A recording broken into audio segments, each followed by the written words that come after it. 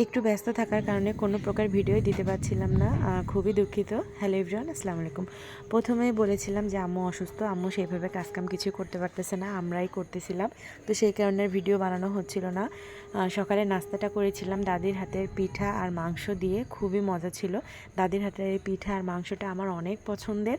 তারপরে রান্না করে নিয়েছিলাম কচুরলতি দিয়ে চিংড়ি মাছ, ভোলা মাছ ভুনা আর মুরগির মাংস, উস্তা দিয়ে, শোল মাছ দিয়ে। দুপুরে খাওয়া দাওয়াটা শেষ করে রাতের খাবারের জন্য রান্না বান্না করে নিচ্ছিলাম। চিংড়ি মাছ ভুনা করব, সাথে হাঁস আনছিল 2টা, পাতি হাঁস। ও হাঁস 2টাই রান্না করব, পার্শে মাছ ভাজি করব।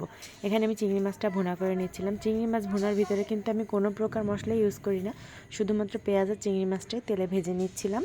তারপরে হাঁসের মাংসটা মামি বসিয়েছিল, আমি জাস্ট একটু ভিডিও করে নিয়েছিলাম। মামি রান্না করতেছিল হাঁসের মাংস।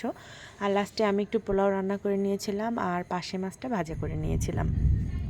রান্নাগুলো কিন্তু অসাধারণ হয়েছিল, খেতে অনেক মজা হয়েছে। হাঁসের মাংসের ফাইনাল লুকটা দেখেন, অসাধারণ। খেতেও কিন্তু অনেক মজা হয়েছিল। আর চিংড়ি মাছটার কথা নাই বলি, চিংড়ি মাছটা কিন্তু সবারই অনেক পছন্দের। আর এই যে পোলাও, ভাইরাল পোলাও দিয়ে আমরা সবাই খাওয়া দাওয়া শেষ করে নিলাম। লাস্টে ছিল পার্শে মাছ ভাজা। তো অনেক দিন ধরে তো ওয়ালিদ ঘরের মধ্যে ছিল, বাইরে বের হচ্ছিল না। তো বিকালের দিকে, মানে প্রায় সন্ধ্যার দিকে ওকে নিয়ে একটু বাইরের দিকে বের হয়েছিলাম। প্রচুর বৃষ্টি হচ্ছিল, রাস্তাঘাটও প্রচুর পরিমাণে ভিজা।